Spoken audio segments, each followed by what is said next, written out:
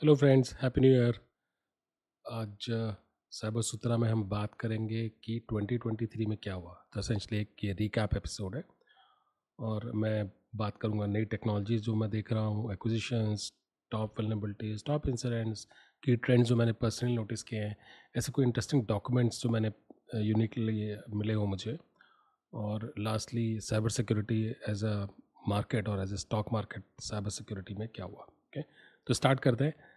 Take, तो I am sure unless आप धरती के नीचे रह रहे हो, टेक इंडस्ट्री में आपको अपने जनरेटिव एआई के बारे में डेफिनेटली सुना होगा। और उसमें दो की ट्रेंड्स हैं जो हमें इम्पैक्ट कर रहे हैं, वो है कॉन्वर्सेशनल बॉट और प्रॉम्प्ट इंजीनियरिंग। ओके, तो ये काफ़ी पॉपुलर हुए लास्ट ईयर से, और जनवरी फेब मार्च पूरा जो कॉन्वर्सेशंस थे वो इन्हीं के अराउंड थे।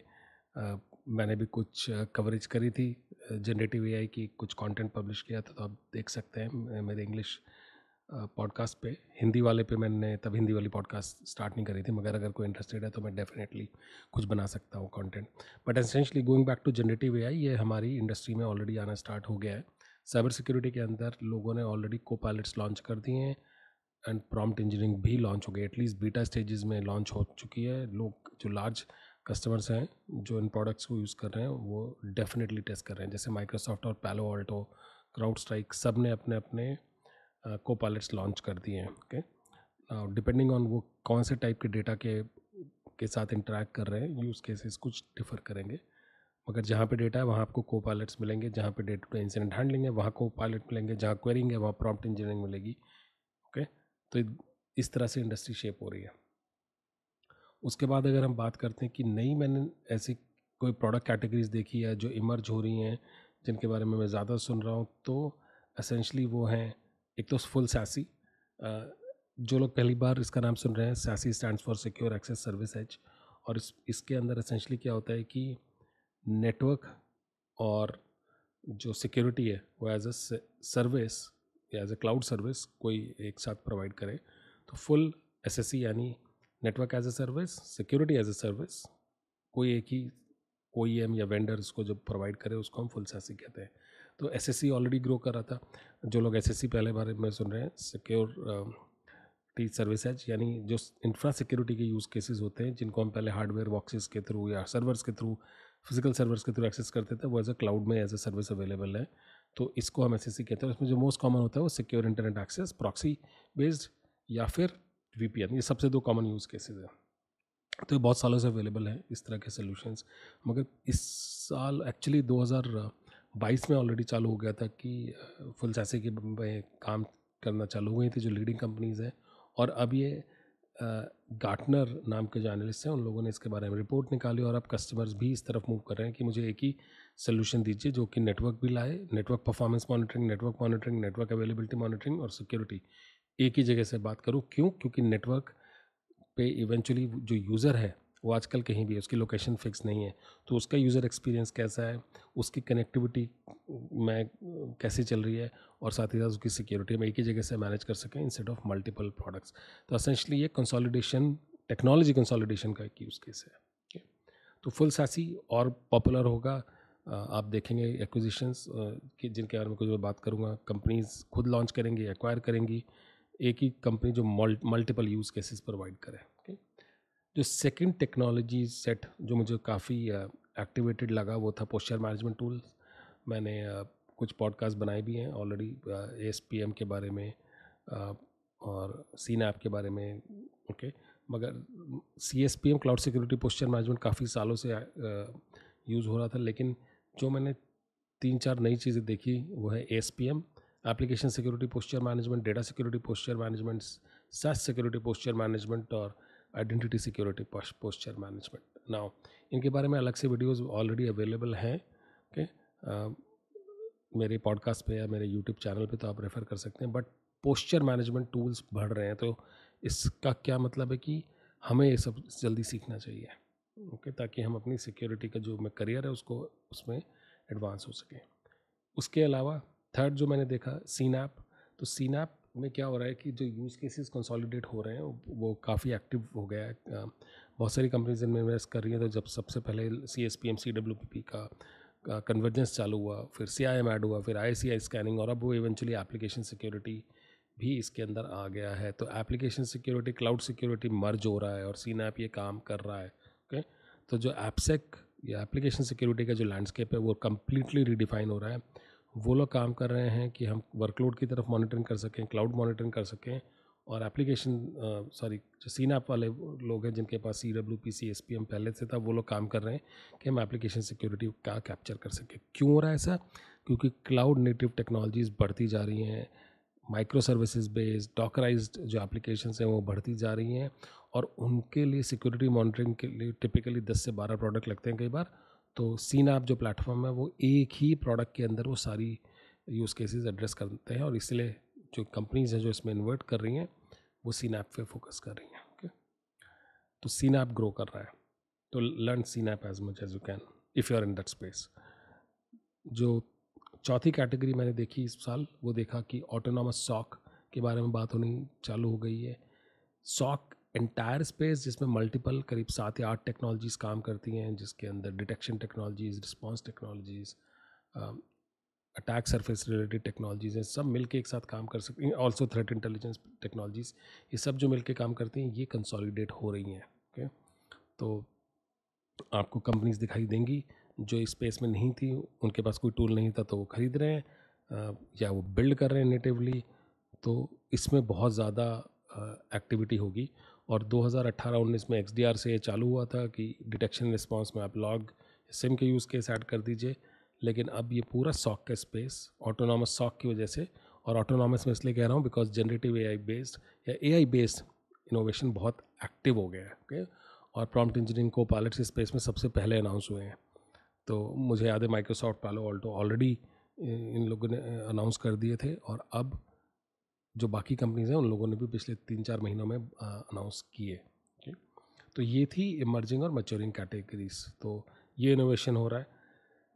अब मैं अगर एक्विजिशंस की बात करूं, जो कि बहुत इंपॉर्टेंट है समझना, क्योंकि जब आप समझते हैं कि पैसा कहाँ जा रहा है तो आप अपना स्किल सेट वहीं बिल्ड कर सकते हैं। ओके, और ट्रेंड्स पकड़ सकते हैं।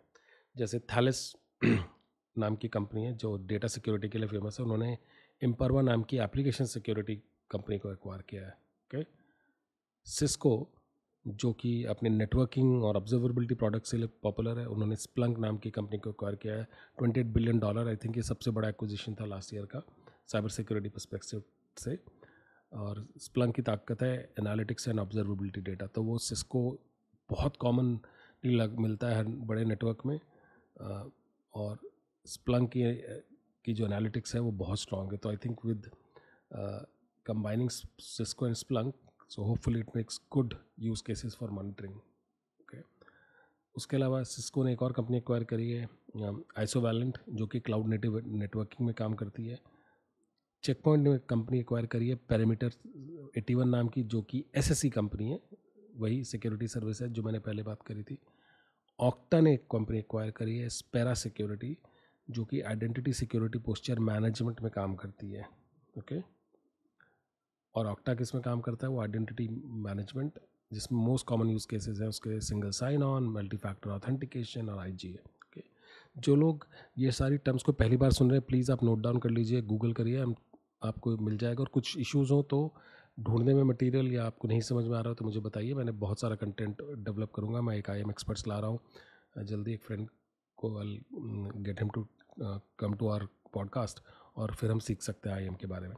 उसके अलावा सेंटिनल-1 ने एक कंपनी एक्वायर करी है कर्बस्टैमस ग्रुप, जो कि रिस्क मैनेजमेंट कंसल्टिंग है उनके पास, और सेंटिनल-1 अपने XDR और एंड पॉइंट सिक्योरिटी प्लेटफॉर्म के लिए फेमस है।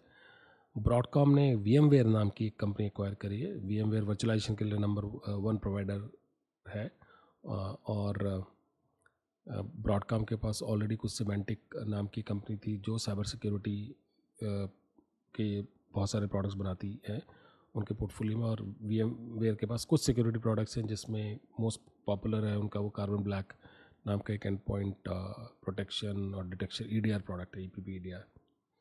IBM ने कंपनी एक्वायर करी है पोलर सिक्योरिटी, जो कि data security posture management offer करती है।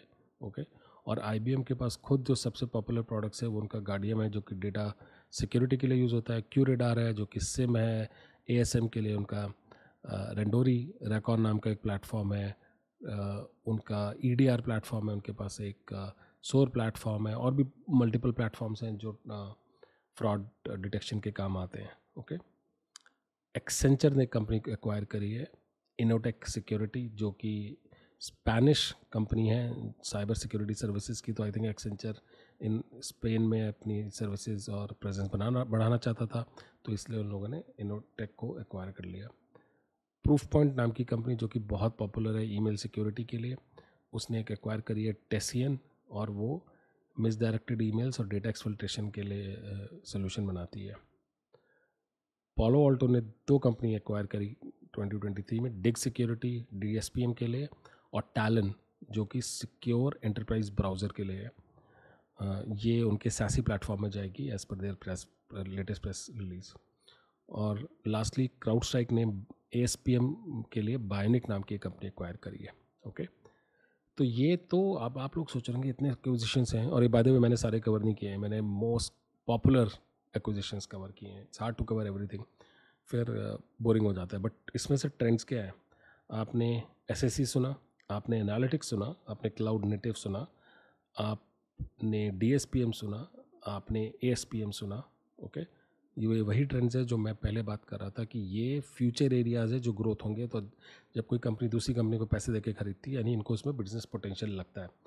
तो again this validates what I am seeing in the market. Okay, अब हम लास्टली बात करते हैं टॉप 10 वल्नरेबिलिटीज़ की। तो ये वल्नरेबिलिटी सबसे ज़्यादा एक्सप्लॉइटेड है, रोज़ कई वल्नरेबिलिटीज़ रिपोर्ट होती है, मगर ये जो वल्नरेबिलिटी बड़ी कॉमनली एक्सप्लॉइट हुई, इनकी वजह से बहुत सारे ब्रीचेस हुए। तो it's very hard to cover everything, but आप ये गूगल करके आपको मिल जाएगा। मगर मूविट वल्नरेबिलिटी, माइक्रोसॉफ्ट का एक प्रिविलेज एस्केलेशन, फोर्टिनेट फायरवॉल का एक इशू, ChatGPT में एक vulnerability 3, Barracuda email security, Adobe ColdFusion, Citrix bleed जो कि सिट्रिक्स सिस्टम्स को इम्पैक्ट करती है, Windows SmartScreen bypass, Sugar CRM, remote code execution, और Windows common log file system driver privilege escalation. ये important इसलिए इन वल्नरेबिलिटीज़ को समझना ताकि आप ट्रेंड्स समझ सकें। ओके, और समझें कि अटैक्स या ब्रीचेस किस तरह से होते हैं, इंसिडेंट्स किस तरह से होते हैं। ओके, अब वल्नरेबिलिटीज़ हैं तो उनके हिसाब से इंसिडेंट्स भी है। तो सबसे कॉमन जो था वो मूविट की जो वल्नरेबिलिटी थी उसकी वजह से बहुत ब्रीचेस हुए, और ये सबसे डैमेजिंग ब्रीच माना गया 2023 का। सेकंड, डार्कबीम नाम की कंपनी, जो कि खुद एक सिक्योरिटी कंपनी है। I am not trying to say that security companies can't be breach, मैं सिर्फ इतना कह रहा हूँ कि दे मिस्ड इट। उन्होंने मिस कॉन्फ़िगरेशन की वजह से उनका इलास्टिक सर्च और किबाना का एक क्लस्टर सिस्टम था, उस पर कुछ एक्सपोजर हो गया, उसकी वजह से 3.8 बिलियन रिकॉर्ड एक्सपोज हो गए। उसके अलावा Indian council of medical research, ये एक हमारी एजेंसी है गवर्नमेंट की, जो कि जिसके पास हमारा कोविड टेस्टिंग डेटाबेस था, जिसमें name, age, gender, address, passport and Aadhaar था, उसमें से 815 मिलियन रिकॉर्ड्स एक्सफिल्ट्रेट हो गए थे। टी मोबाइल, जो कि एक टेलीकॉम कंपनी है, उसके 37 मिलियन कस्टमर्स का डेटा चला गया। साथ ही साथ MGM इंटरनेशनल और सीजर, जो बहुत बड़े नाम है लास वेगस में, उनको एक ही ग्रुप ब्लैक कैट रैंसमवेयर से एफिलेटेड एक ग्रुप है स्कैटर्ड स्पाइडर, उस ग्रुप ने इन दोनों को इम्पैक्ट किया। ओके, उसके अलावा ऑक्टा, जिस कंपनी का मैंने पहले नाम लिया, उनके कस्टमर सपोर्ट में डेटा ब्रीच हुआ। 3CX नाम का एक सॉफ्टवेयर सप्लाई चेन अटैक काफ़ी पॉपुलर था, और साथ ही साथ सिट्रिक्स ब्लीड वाली वल्नरेबिलिटी, जो कि जिसकी वजह से सिट्रिक्स से बहुत सारे कस्टमर्स है, जिसमें government agencies, health care organisation, universities, उन सब पे इम्पैक्ट आया। ओके, तो इसमें क्या ट्रेंड है, इसमें आप देखेंगे कि जो टॉप वल्नरेबिलिटीज़ एक्सप्लॉइट हो रही हैं, अगर आप वो सॉफ्टवेयर यूज़ करें तो वो होगा। मिसकॉन्फ़िगरेशन अगर आपकी वजह से ब्रीच होते हैं, आपकी सप्लाई चेन में की वजह से ब्रीच हो सकते हैं, कई बार थ्रेट एक्टर्स डायरेक्टली आपसे पैसे एक्सटॉर्ट करने के लिए आ सकते हैं। ओके, उसके अलावा की ट्रेंड्स जो मैं देख रहा हूँ वो ये है कि एक तो IBM की एक ईयरली टिपिकली एक रिपोर्ट आती है जिसका नाम है कॉस्ट ऑफ ब्रीच। उसमें उन्होंने बताया कि जो average cost of data breach है ना 2023 में $4.45 मिलियन थी, जो कि पिछले 3 साल में 15% बढ़ गई है। ओके, सेकेंड ट्रेंड उन्होंने नोटिस किया कि 1% ऑफ ऑर्गेनाइजेशन वो सिक्योरिटी इन्वेस्टमेंट्स बढ़ाने की प्लानिंग कर रही हैं because of breach. Okay, and third, जो कंपनीज एआई और ऑटोमेशन और सिक्योरिटी यूज़ करते हैं उन वो लोग USD 1.76 मिलियन करीब बचा सकते हैं।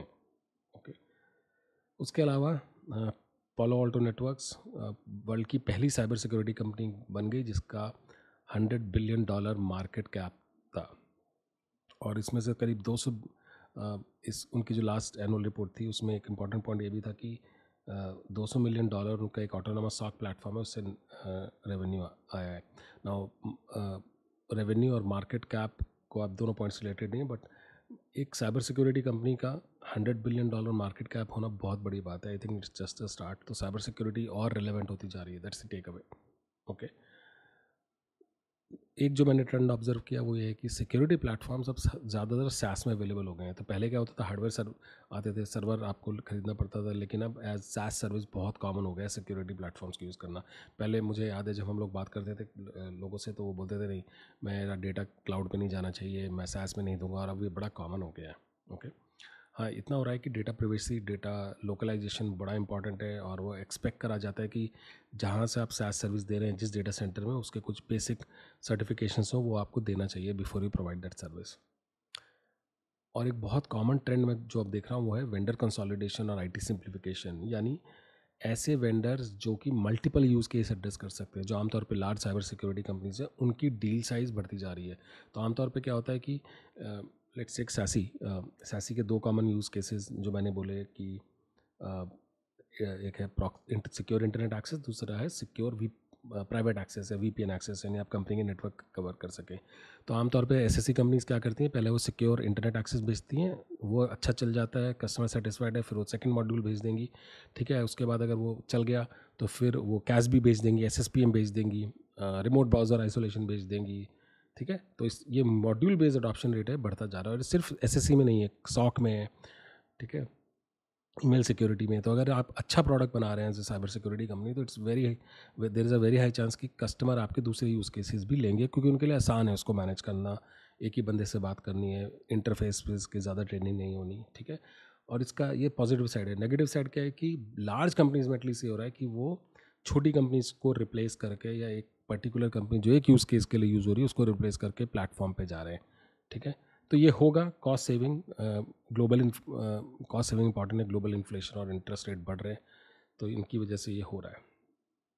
इसके अलावा मैंने जो कुछ इंटरेस्टिंग पब्लिकेशन देखे सीसा की तरफ से, सीसा ने कुछ नए डॉक्यूमेंट्स निकाले जो मैं हाईली रिकमेंड करूँगा। एक है सिक्योर योर ड्रोन का उनका पेपर आया, फिर एक mitigation guide I health care और पब्लिक हेल्थ सेक्टर के बारे में। फिर NIST ने कुछ डॉक्यूमेंट्स निकाले, उनमें था एक था साइबर फिजिकल मैन्युफैक्चरिंग सिस्टम के लिए साइबर सिक्योरिटी अटैक डिटेक्शन, दूसरा था कि electronic vehicle extreme fast charging infrastructure की सिक्योरिटी के बारे में, तीसरा था cyber security framework profile for LNG liquefied natural gas industry, और चौथा था intro to cyber security for commercial satellite operation. तो जिस तरह से वर्ल्ड आगे मूव कर रहा है, ये एजेंसीज आपको नए गाइडेंस फ्रेमवर्क्स, डिस्कशंस, इनके रिकमेंडेशंस कर रही हैं। तो मैं सबको रिकमेंड करूँगा कि आप ये प्लीज़ पढ़ें अगर आप अपने करियर को आगे ले जाना चाहते हैं। Okay, lastly market returns. तो साइबर सिक्योरिटी स्टॉक्स बहुत एक्टिव रहे, सबसे ज़्यादा रिटर्न दिया पिछले एक साल में। नाम स्टार्टिंग फ्रॉम 1 जनवरी 2023, CrowdStrike 152%, Palo Alto 114%, Zscaler 104%, Varonis 99%, so on and so forth. तो साइबर सिक्योरिटी इंडस्ट्री में most companies did very well. Okay, तो it is a growing industry because IT का यूसेज बढ़ रहा है, साइबर सिक्योरिटी साथ में बढ़ना ही बढ़ना है, तो learn as much as you can. Okay, lastly जो लोग साइबर सिक्योरिटी के डायरेक्ट स्टॉक्स नहीं खरीदते, मगर हाँ वो कुछ ETFs में जाना चाहते हैं, तो जो 4 कॉमन ETFs हैं US में लिस्टेड हैं, उन सब ने ऑन एन एवरेज 40% रिटर्न दिया, तो विच इज़ मैसिव। ओके, तो साइबर सिक्योरिटी इंटरेस्टेड बनती जा रही है, और आप उसमें आप उनके बारे में, कंपनीज के बारे में पढ़िए, उनके सोल्यूशंस क्या हैं। मैं हम सबको रिकमेंड करता हूँ अर्निंग कॉल्स पढ़िए, उससे पता चलता है इंडस्ट्री किस तरफ जा रही है। Okay, with that, thank you so much, happy new year, and I will see you next time.